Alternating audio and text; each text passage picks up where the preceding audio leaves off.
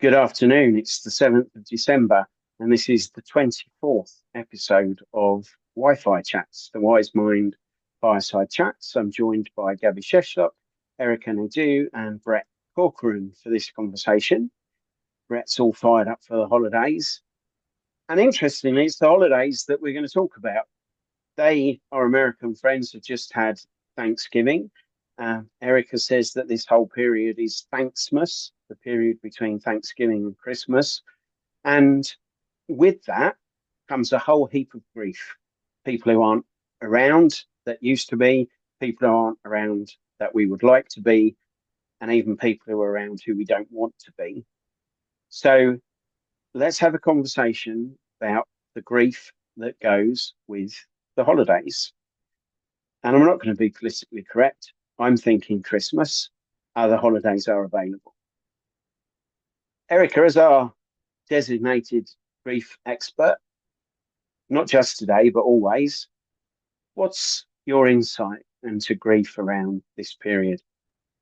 So, hello, everyone. I will just say I may be a little more knee deep into the grief world, which makes me an expert, but we're all experts in our own grief. Let me just put it that way. So, we've all been touched by it and we are experts in it in ourselves. The holidays just exacerbate all of it. And actually, it's Thanksmas, but it actually starts at Halloween here. The second Halloween hits, you're in holiday season and it's full blown ahead until January, probably 6th or so. So that is a big, huge amount of time to be stirring up all of these feelings that come with the holidays, right? There's grief first and foremost, right? And we've all felt it when people that we lose are no longer here. And I hate saying that we lose them. We didn't lose them. We know exactly where they are. They're dead. They're not lost. They just have died. So that really sucks. It's really, really, I'll speak for myself. It blows. It actually just sucks going through the holidays without people who you loved your whole entire life not being there. Not only are they not there to celebrate, but I am brought back to days of old, right? When they were there and all of the traditions and the fondness. And it's just a really bittersweet time. You try to be festive when you can, right? I am not the one who forces myself to be festive. If I'm not feeling it, I'm not feeling it. And I'm not going to pretend to feel it. So it's just really, it's challenging. It's bittersweet. It's full of emotion. And the biggest tip I can offer is to just allow those emotions to be there, because resisting them only makes them stronger. And staying true to yourself and within your boundaries of what is capable for you to handle is the best way to go. My You personal. mentioned truth there, and you said you're not someone to you put on the festive face if you're not feeling it. How do you deal with the raw truth of that sadness, misery, even it could feel like to some around people? What would you say to somebody if they were seeking advice on how to put that out there, maybe with a bit of compassionate candor? You know, I am really having a crap time at this period. This is what you I can expect from me. Yeah, I think it's just that. It's being truthful within your boundaries, right? But just being honest about it, planning ahead, knowing what it is I'm getting into. Like, what do the holidays mean? What am I going to be expected to do? What events am I expected to attend? And deciding, do I really want to do that, first of all? And then once you find yourself there, if you make the decision to do it, just be honest about how you feel. Yeah, I'm happy to be here with all of you, but I'm really not happy about the situation. I'm sad. I'm just sad today. And leave it without any expectation of anybody really understanding or knowing people are probably going to try to make you feel better. That's just the human nature. But being within your boundaries of being okay, you feeling okay that you're sad and not worrying about how it affects other people. That's for them. Yeah, I think there's a lot of truth in it, the acceptance, because life goes in cycles. We all get born, we all die one day. And of course, we always miss our loved ones. I mean, my mom died in 2002, and I think of her like regularly. I would see something I would know she would have liked and said, oh, that would be nice for mom. And then I realized, yeah, she's not around anymore. And it's a long time. So not to get hooked in by the sadness, just to acknowledge it and accept it, and having the memories, the lovely memories with her is for me really comforting. And what I do on the in the holidays is just acknowledge my parents made lovely memories for me. That's why I miss them. So what I do, I concentrate on other people. I'm building new memories with the other people around me because it goes in cycles. And to acknowledge that, I'm the generation now, right? My grandparents, my parents are gone, and I have nephews and nieces now. I'm the next generation going. That's just life. So I'm just creating now memories for them that they had that lovely Christmas, those lovely memories my parents made for me. That's how I approach it. And that's amazing. And that's what us in the grief world would consider calling that, you're making meaning out of something, right? When you talk about when somebody dies, the hope is that you try to understand why, right? And then we're never going to have an answer to that. That's an irrational kind of question to ask for something that there is no answer. There's no answer to it. But if you can make meaning out of it, which is what you just described, Gabby, right? You take the memories of what they taught you and bring it forward so that it will keep existing, even when you're gone, right? That is the hope. So you've made meaning out of that. Really important. And that again is it's a personal thing. Everybody does it in their own way, however it looks. It's important, I think, for people to remember and to know the holidays.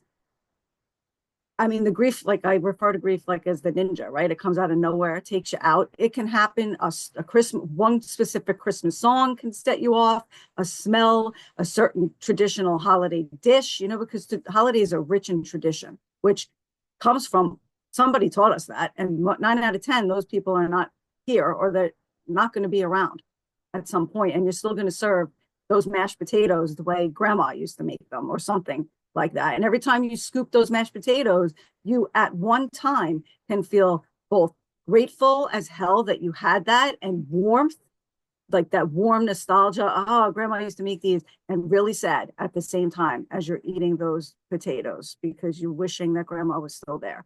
So just knowing that all of that can exist at once is really important, I think. It comes out of nowhere. I had it in the supermarket a week ago, or right before Thanksgiving. Went to go buy some stuff, minding my business, and all of a sudden I'm out. I'm taken out by the cucumbers because something just hit me that, holy shit, my mother's not here. And this sucks, and breathe through it. Know who to ask for help, get the help you need, and take care of yourself. That's really my best advice for getting through the holidays. There's also grief, I'd say, in not having the family around you, right? When people aren't there that are here, or maybe the relationships aren't what they are, you may be grieving the loss of those loved ones that you don't have that relationship. So I don't know. I feel like if there's something that you're feeling and you don't know what it is, it could be if you took a second to slow down and look at that, you may actually see what's going on. But just noticing somebody else in their grieving process, I think, is really important. Just to kind of be there with them and what's the best way you think in supporting somebody if you saw them around the holidays, everybody's having a good time, and all of a sudden somebody breaks off and they're not looking all that good. What's the best way of supporting that person? What are the things that we normally say to them? Right? Probably not so helpful things in where they're feeling and where they are. I feel like allowing them to feel those feelings and just supporting them being there probably best. And then, asking them if there's anything they want in that moment. And if they just want to be left alone, then, honor that. maybe you get them a drink of water or something, or just so you give them the space, but you're coming back to them. I don't know. There's a whole piece in that as well, and just being the supportive role, as well as taking care of ourselves around the holidays. That kind of blends in, and you know who those people are in the family, right? So, yeah, just putting that out there. You're making No, I really, was- yeah, great points there, Brett, because I think grief becomes easier when you have people around you and you can acknowledge, even in the family, and you can share the memories together and have a laugh because you maybe remember something really funny. Um, you get more hooked in by it, and it's probably far more difficult to deal with the holidays if there's also loneliness and isolation in it. So you may lost your partner and the kids live far away and you can't even see the children on Christmas. So not only did you lost your loved one, you maybe spend a whole lifetime with, but you also can't see actually the ones who are still alive. And with that loneliness and you can't share anything, it becomes harder. So the question maybe for the holidays is as well is to look around us and see who needs a bit of company, to think about not to get too caught up in the busyness of the holidays, because the busyness is there and we have to cook and there's this and the other, but also sit back and said, who could I ring? Who is alone today? Who could I ring? No, maybe I have an auntie or somebody who will be alone over the holidays, and just make this choice as well consciously to actually make sure they're okay. Yeah. Which is, again, it's just social awareness, right? Like challenging yourself to raise your awareness to other people and what might be happening for them, because grievers automatically isolate, right? That is one of the symptoms of grief also, that they just isolate it. They feel like it's a burden. I'm not going to keep talking about what's super painful for me, because it's not for everybody else. Even if it's someone has a parallel loss, right? A similar thing, or similar, like a unloved one kind of relationship, right? Like an estrangement or something. They can be parallel, but they're not the same. Like you don't understand what I'm feeling. As much as you might relate, it's not the same. So talking about it feels uncomfortable. You feel like a burden. Nobody wants to nobody's going to understand. I'm not going to drag everybody down. It's the holidays. So I'm just going to stay alone and be by myself. I'd rather stay home. So, and grievers aren't going to tell you when they're choosing to do that. They will just disappear into the night like that in a quiet way. So it's a challenge to each one of us as individuals to raise our own awareness socially to others who you sense might have a little bit of that going on, and just offer a, hey, I'm just reaching out, thinking about you. I'm here if you want to talk. So here's a flip to this, which is, what about people who have been deep in grief? There is still something going on for them, but who find themselves taken spontaneously by the odd moment of joy, maybe not something that's organized by them or by friends, maybe something they witnessed that just gives them a touch of the holiday spirit. And there comes with that a kind of guilt about, oh my God, I was happy. I thought that was lovely. I smiled for the first time in 3 months. What about that aspect? The G word in grief, the guilt that comes with grief. I mean, when I talk with people about grief, I always use the analogy of guilt. Is we usually hear it in the legal system, right? Like there has to be intent to harm to be guilty. And when you're grieving, you ask a rational question, like, did you do anything to cause XYZ to happen? Is there a reason? Like, is you not feeling happy going to bring that person back? No. So is there anything wrong with you experiencing a bit of pleasure in watching a child, gaze at wonder at Santa Claus. You know, is there anything wrong with that? Really? This is that kind of question doesn't get resolved in a one-off kind of conversation, right? It's a process of confronting those thoughts and dealing with getting out of here when you deal with grief, because that's not where it resides. We try to figure it out up here, and then that's where we go bad and wind up in really, really shitty places because we try to rationalize what's going on in here. So again, I would just allow that feeling to exist, right? I'm not going to tell a griever that what they're feeling is wrong. That's also a no good. We don't want that. No, and I wasn't suggesting that the guilt was appropriate. In fact, we could extrapolate that further to any situation where there's guilt. Is it a behavior or a belief system that is creating the guilt? Do we tackle the behavior or do we change the belief system?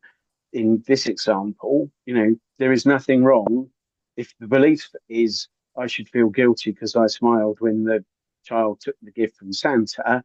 There's absolutely nothing wrong with that experience. So it's has to be the belief system that alters. But Brett, I noticed you unmuted. I'd like to hear what you were going to say. I was going to talk about just the grief around maybe losing a job and not having the money to have that meal, right? And the awareness, if people have the awareness to know what's going on in other people's lives and actually open your doors to somebody else, that may be the best holiday they have, is when they're going through that bad time, that somebody opens the doors and invites them in. And even though they're in the grief period, right, they may be able to be with other people and understand that there is other people around that I can lean on. And that in itself could actually help grief, right? Knowing that you're not by yourself in that, knowing that if you were by yourself and you had that, say, lost that job and you don't have all of what you wanted to put together a meal, or you feel like you're being held back because of whatever the belief is around that grief piece, right? And isolating, somebody being aware of that, just opening that door can actually shift. Even if it's not that they go to that house, maybe they go to where they normally would and get out of their own way and help themselves to get out of that spot. Because the biggest piece is being able to help ourselves. I feel like being aware as to what we're feeling, the reasons why, and how would I like to move through this. And then if you don't want to go somewhere and you're choosing to do that, then that's okay too. But just knowing the reasons why you don't want to go somewhere. So, yeah. I'm really glad you brought that up because I've been doing a lot of talking about grief, mostly related to when someone dies and the effects that have. But I'm really glad you brought that up to highlight that grief doesn't just come as a result of somebody dying, right? There are all sorts of things that can cause us to feel grief. So I'm really grateful that you brought that up right now. But I guess I'll just say grief is a very individual process. Just know who you can reach out to and find the support that you need, and just be true to yourself with having your boundaries in place around what it feels like for you and what you want to do, and don't allow other people to tell you what you should and should not be doing at any time, especially around the holidays. So that is my final thought on this topic, and I'm wishing everybody as festive a holiday season as possible if they are grieving. Gabby? Yeah, same for me. And I think really important is if you sit in the sadness and it feels overwhelming to actually, as Erika said, in grief, we tend to lock ourselves away to maybe who can I ring to look for the support. And it's hard to do, but I think company and a chat is still the best if you're grieving. Because it's more lonely you get, it's more you get down that spiral, it's more hopeless you will feel. So before it even goes down that deep, to actually reach out in time, as long it feels still right to do so, and build new memories. Build new memories with people. Brett, a closing thought from you. Like that, Gabby. Create new memories. For me, I feel like there's two pieces. So if you're the person grieving, right, just know what your boundaries are and spend the time with um, somebody, like have somebody there, create those new memories. And if you're not the person grieving and you're having a great holiday, that's beautiful, but be open to seeing where other people are. And maybe that could be the new memory that somebody realizes that, wow, this person's really there for me. And, so there's two sides of it because um, holiday seasons are about joy and you want to be feeling the love and stuff like that. And it's going to be given in different ways. So find that way to share it with somebody or look for it from somebody if you're in that place and have a great holiday season. I look forward to catching up with you guys soon. Thanks, Brett. And actually, the Wi-Fi chats will be continuing right the way through December. We will have episodes dropping on Christmas Eve, New Year's Eve, and we'll be back early in January. One of the best Christmas experiences I've ever had, in fact, two Christmas experiences, were just a complete bunch of misfits who happened to all spend Christmas Day together because we had no one else or nowhere else to be. And we came unburdened with our stories. It was obvious that there was something going on for each of us, but we all helped with cooking. We all came randomly equipped with not so useful gifts for people, which in itself was funny. And sometimes, if you open yourself to it, you can create good memories out of strange situations. And all of our details are in the comments for the chat. So if you feel that you could do with somebody to speak to, and if you can find us, much like the 18, you can contact somebody from Wi-Fi chats. So we'll catch you on the next one. Thanks.